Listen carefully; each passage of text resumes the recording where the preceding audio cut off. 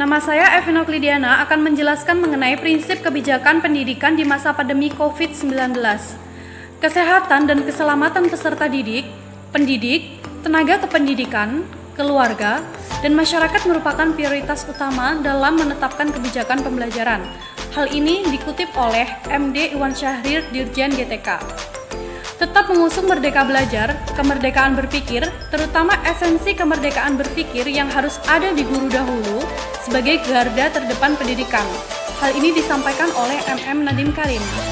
Selanjutnya adalah kebijakan-kebijakan pendidikan di masa COVID-19 tertulis dalam SK Presiden nomor 12 tahun 2020 yang berisikan tentang penetapan bencana nasional penyebaran COVID-19 sebagai bencana nasional.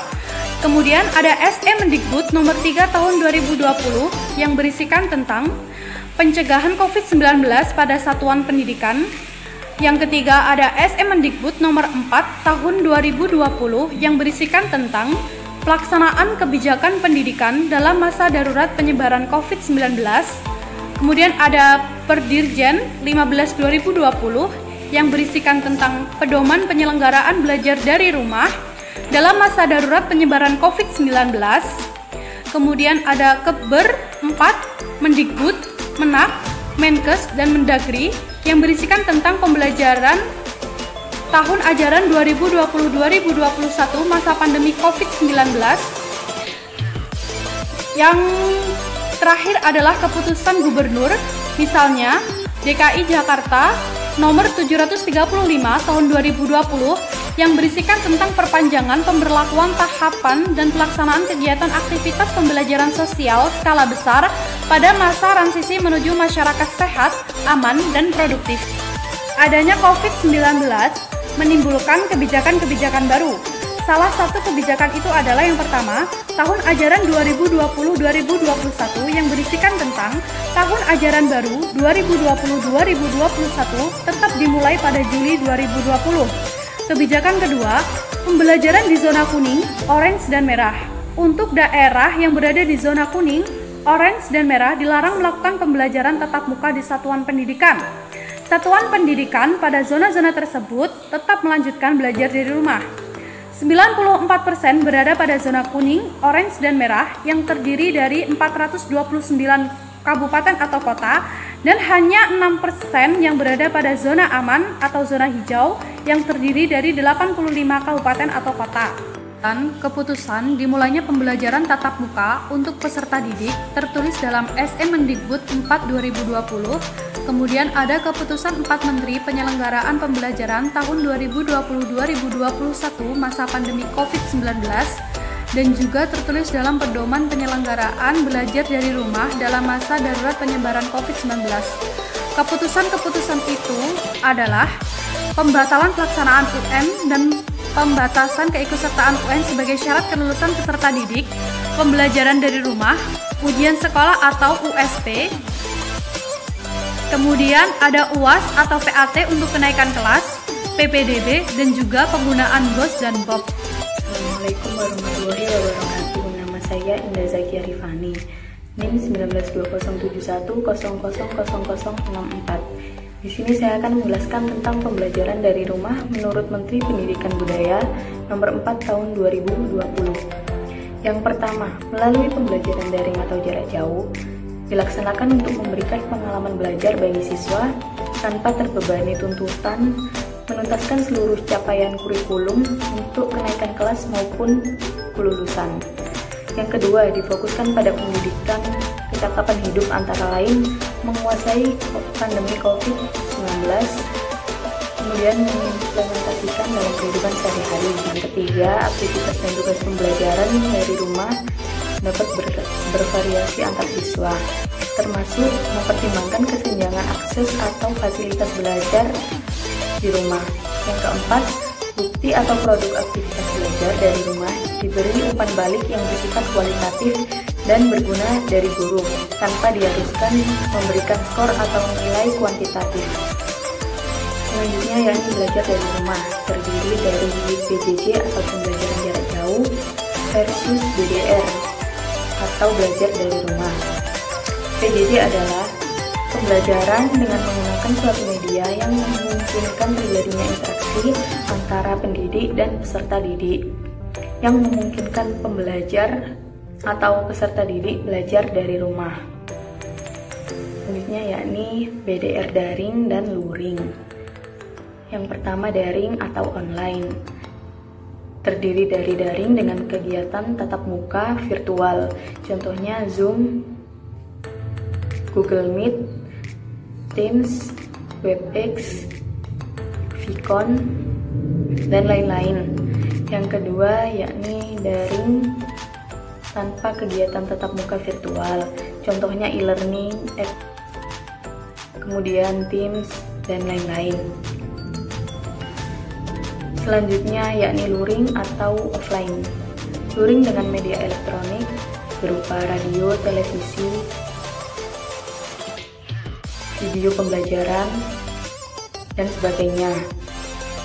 Kemudian luring tanpa media elektronik berupa buku paket, lembar kerja, modul, dan sebagainya.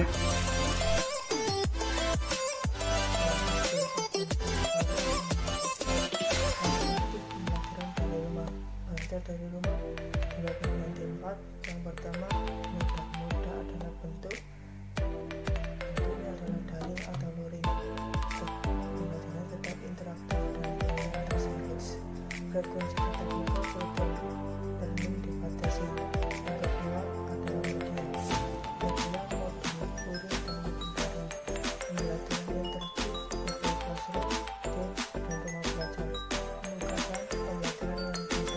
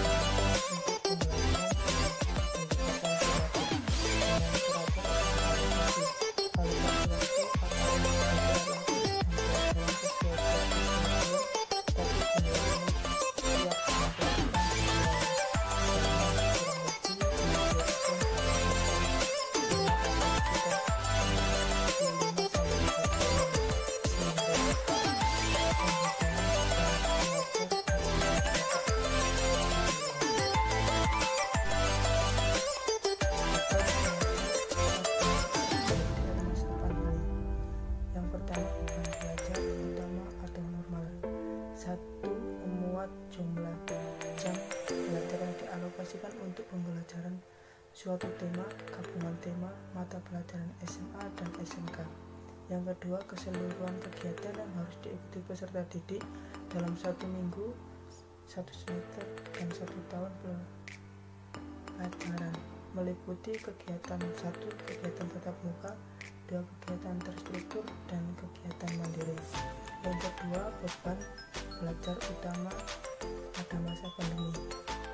Yang kedua, menetapkan kegiatan yang harus diikuti peserta didik dalam 1 minggu, 1 semester, dan 1 tahun pelajaran, meliputi kegiatan tatap muka, layanan virtual meeting maksimal 2 kali per minggu untuk setiap materi.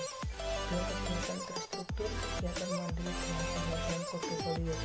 Alokasi waktu tetap sesuai struktur, tapi durasi bisa dikurangi. Kalau meningkatkan ini, dibagi menjadi 4, pembinaan, yang kedua pemantauan, yang ketiga penilaian, dan yang keempat pembimbingan. Pembinaan meliputi identifikasi dan penetapan mutu kebijakan belajar dari rumah. Yang kedua, menyusun rencana kerja. Yang ketiga, pelaksanaan. Dan yang keempat, evaluasi. Dan yang kelima, rencana tindakan. Pemantauan meliputi memantau standar isi, standar penilaian, standar kompetensi kelulusan, dan sebagainya. Penilaian meliputi menilai hasil kinerja guru. Dan yang keempat, pembimbingan, mengevaluasi ketika belajar dari rumah. Selanjutnya, saya Aisyah Farah Mukminah akan menjelaskan komponen pengelolaan sekolah pada masa BDR, yaitu bagaimana cara pemerintah mengimplementasikan pada masa BDR ini. Poin pertama, sarana dan prasarana. meliputi penyemprotan disinfektan, perawatan rutin, sarana protokol kesehatan pencegah COVID-19 seperti menjaga jarak, selalu menggunakan masker, mencuci tangan. Yang poin kedua, kurikulum, review dan revisi kurikulum, review dan revisi SKL, ketetapan moda PJJL atau BDR. Maksudnya di sini kurikulum yang pas untuk masa pandemi ini. Apakah yang mendukung pada masa pandemi ini, yang cocok yang mana?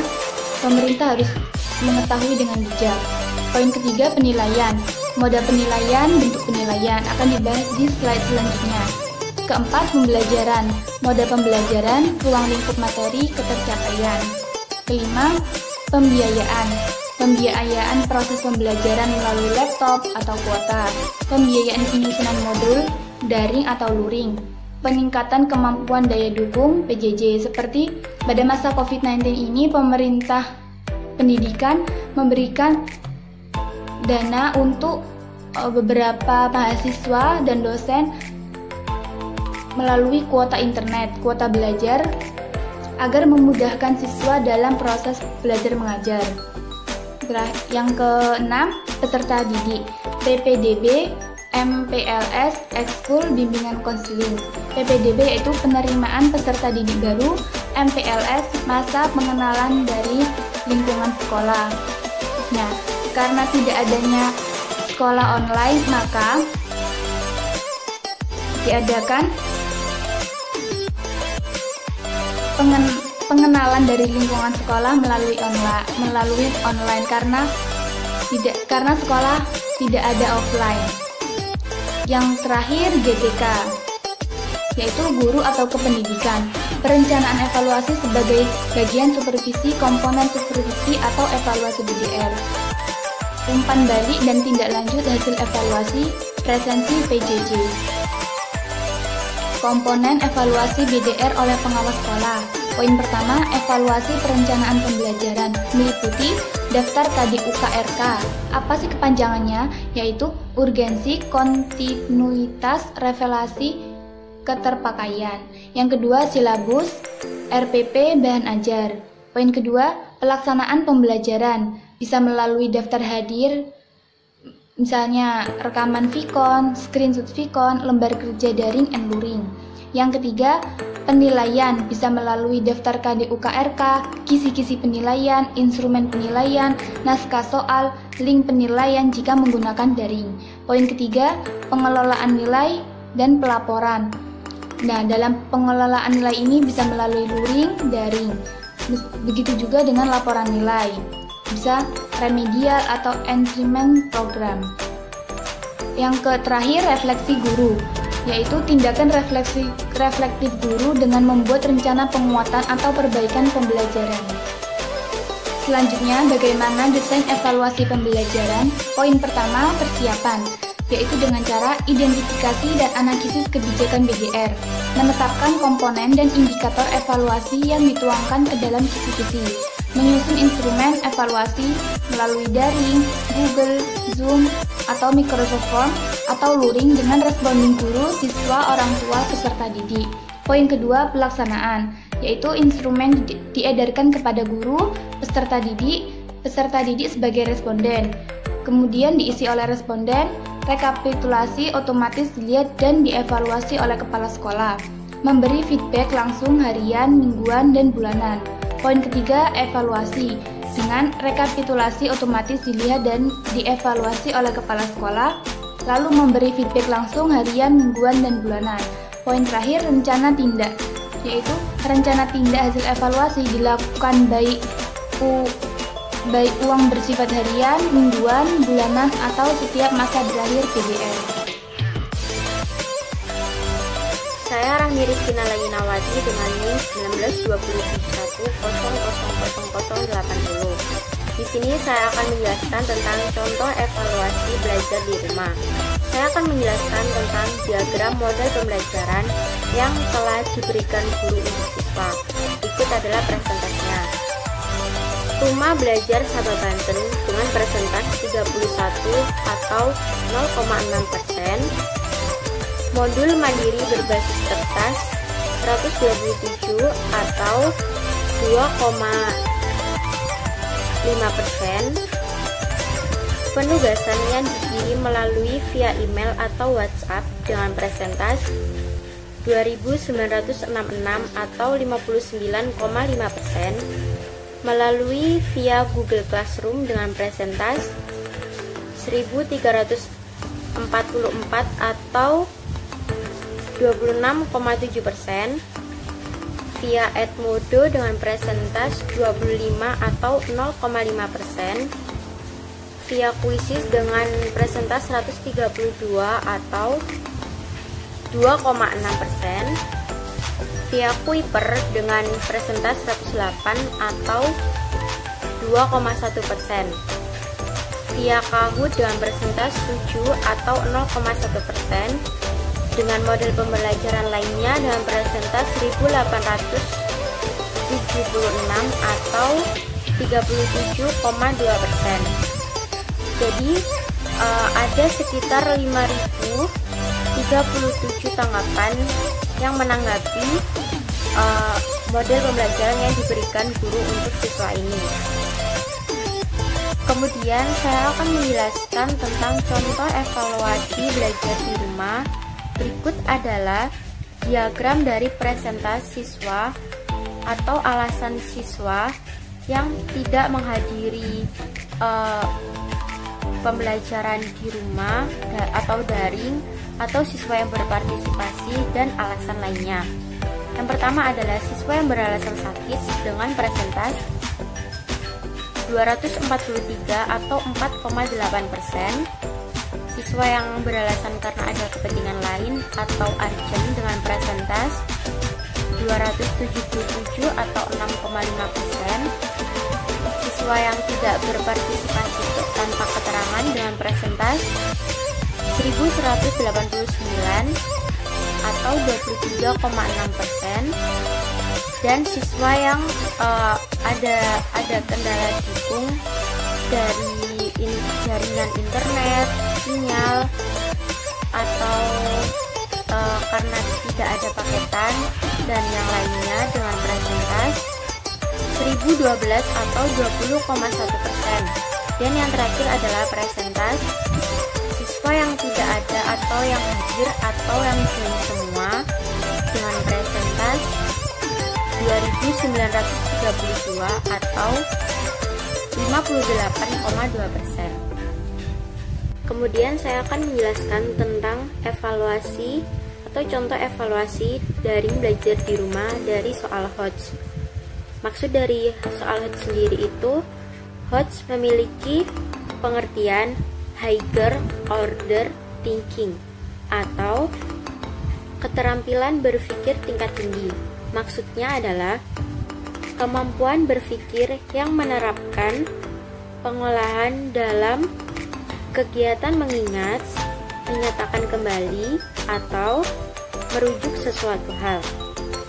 Dalam diagram yang telah dicantumkan di dalam PowerPoint, ada sekitar 14,3% penugasan serta 85,7% tes tulis. Nah, 33,66% soal HOTS dari soal PAT yang digunakan, ada 87% capaian untuk mencapai nilai KKM. Ciri-ciri HOTS yang diteliti untuk setiap butir soal diantaranya adalah yang pertama ada level kognitif yang diukur adalah C4 atau C4, C5 atau C6. Kemudian adanya data atau informasi kontekstual sebagai stimulus, baik disajikan dalam grafik, gambar, deskripsi, dan lain-lain. Gunanya adalah untuk membuat hipotesa, membuat kesimpulan, menyelesaikan permasalahan, dan atau mengambil sebuah keputusan. Nama saya Evin Okridiana. Pertanyaan pertama ditujukan kepada Fabian. Apakah sistem pembelajaran online efektif dan efisien? Selanjutnya pertanyaan nomor 2 ditujukan kepada teman saya Rahmi Rizkina Lainawati. Pertanyaannya, apa kendala dan kelebihan menggunakan sistem pembelajaran online? Terima kasih. Selanjutnya yakni pertanyaan ketiga ditujukan kepada Evin Okladiana. Pertanyaannya adalah, apakah pembelajaran daring sesuai dengan situasi Indonesia saat ini?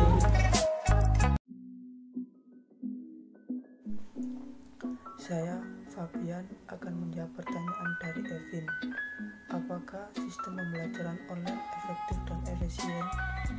Jelas, ada kurang dan lebihnya dari sistem tersebut. Dibilang efisien memang benar, karena tak jarang dosen tidak bisa berangkat ketika ada pertemuan tatap muka, sehingga pertemuan dialihkan menjadi online, memudahkan mahasiswa untuk mendapatkan haknya mendapat materi perkuliahan. Tapi dosen juga bisa memenuhi kewajibannya dalam memberikan materi. Jika dilihat dari esensinya, perkuliahan online tidak efektif, di mana untuk prodi-prodi tertentu membutuhkan praktek atau pendalaman mata kuliah yang lebih. Ketika dialihkan menjadi online, pembelajaran menjadi kurang maksimal. Kurangnya praktek yang diberikan dosen dan tutorial minim terhadap mata kuliah tertentu. Memang dampak dari wabah ini mengakibatkan kurang maksimalnya tujuan dari semua sektor, sehingga kita tidak dianjurkan menyalahkan siapapun, walaupun ada beberapa yang... Saya akan menjawab pertanyaan dari Aisyah Farah. Apa kendala dan kelebihan dari sistem pembelajaran online? Kendala dari sistem pembelajaran online banyak sekali dialami oleh siswa, di antaranya akses internet yang kurang memadai, kesulitan dalam memahami materi, serta melawan rasa malas yang semakin meningkat. Sedangkan kelebihan dari sistem pembelajaran online ini diantaranya, siswa tidak hanya bergantung kepada guru, tetapi siswa juga bisa belajar untuk mengakses pelajaran-pelajaran itu sendiri dengan mencari riset-riset di internet. Dengan itu juga siswa secara otomatis dilatih untuk menguasai teknologi informasi yang semakin berkembang. Dan siswa akan menyadari bahwa teknologi informasi tidak hanya digunakan untuk game online saja, tetapi juga bisa digunakan untuk mengakses belajar di internet atau mempelajari materi-materi dari sekolah dan mencarinya di internet. Saya akan menjawab pertanyaan dari Indah mengenai ketepatan pembelajaran online Indonesia saat ini. Sangatlah tepat karena pemerintah Indonesia mulai cepat dan tanggap untuk menganjurkan warganya menerapkan social distancing atau mengisolasi diri di rumah untuk mengantisipasi penyebaran virus yang semakin meluas. Karena semakin mewabahnya virus COVID-19 yang berdampak luas bagi sektor penting di Indonesia, terutama pada sektor pendidikan di Indonesia, aktivitas yang melibatkan kumpulan orang kini mulai dibatasi di Indonesia, seperti bersekolah, beribadah, bekerja, dan lain-lain. Sejak kasus virus corona mulai meningkat, sekolah atau universitas saat ini tidak lagi melakukan aktivitas seperti biasanya karena pemerintah melakukan sistem di rumah saja untuk kegiatan belajar mengajar, baik formal ataupun informal yang setiap hari dilakukan oleh peserta didik. Semuanya harus dilakukan di rumah saja. Salah satu langkah yang tepat dalam situasi seperti ini adalah manfaatkan teknologi jaringan dan teknologi informasi bagi pengembangan sistem pembelajaran di sekolah ataupun perguruan tinggi, yaitu dengan model pembelajaran daring dalam jaringan atau online e-learning, model OLM antar sekolah atau perguruan tinggi.